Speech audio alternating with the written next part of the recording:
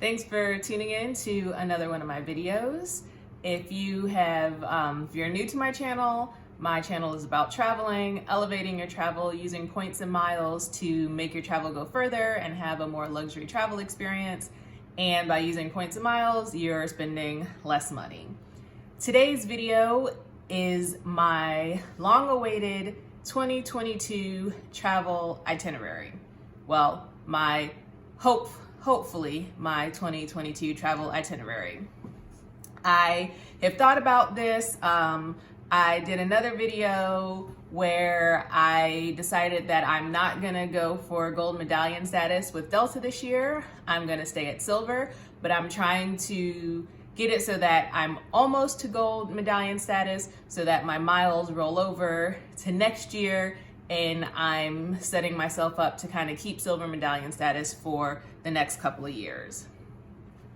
With that said, my plan right now as it stands is to go on 7 trips, and they're about every other month I'm going somewhere. The first trip is to Costa Rica, and I've already completed that. I did that earlier this month in January, and I was able to get about 3,000 medallion qualifying miles from that trip. So now for the trips that I have planned, I plan to go to Panama City, Panama in March. I already have that flight booked, so barring anything happening, I'll be going to Panama City, Panama, and that's about another 3,400 medallion qualifying miles. I also am going to go to Florida in April, and I have that flight booked, and that's about 1,000 medallion qualifying miles. And now I'm coming up to the flights that I don't have booked yet, that are still they're penciled in, they're almost set in pen, but these might change a little bit. I plan to go to Idaho in May to go to Boise, and I'm gonna use a companion ticket for that. Now, if I use my companion ticket, I'll get about 4,300 miles. If I use Two Straws companion ticket, so I'm flying as his companion, I won't get any miles for that. So I'm not quite sure how that's gonna work out. We also are planning to go to Alaska over the summer, sometime in June or July, and we won't be able to use a companion ticket for that because those companion tickets are limited to the contiguous 48 states. So that one we'll be paying for, and that's almost about 9,000 medallion qualifying miles. My calculation has it a little over 8,600. We do also plan on going to Albuquerque, New Mexico, and that's another one where we're going to use a companion ticket. Again, not sure if it's gonna be me getting the miles and Two Straws going as my companion, or if Two Straws is gonna get the miles and I'm going as his companion. So that's about another 4,000 miles.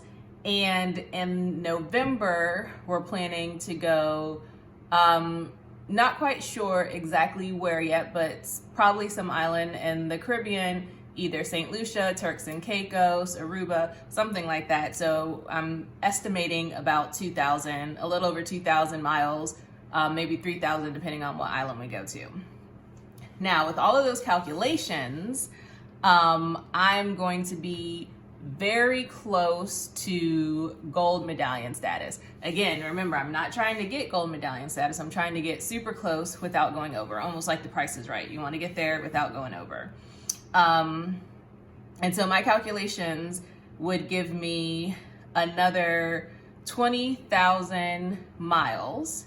I had about 3,000 that I got from Costa Rica already. So I will be at 47,000 miles, and I'm trying to keep it under 50,000. So I'm gonna have to probably play around a little bit with those companion tickets to see if it makes sense, because Two Straws has 2 of them that we need to use because we haven't used them in the past with COVID. I have a couple that we need to use. Again, I'm trying not to go over that silver medallion status, or try to go over to gold medallion status, trying to keep it at silver medallion status. So I haven't gotten those trips yet.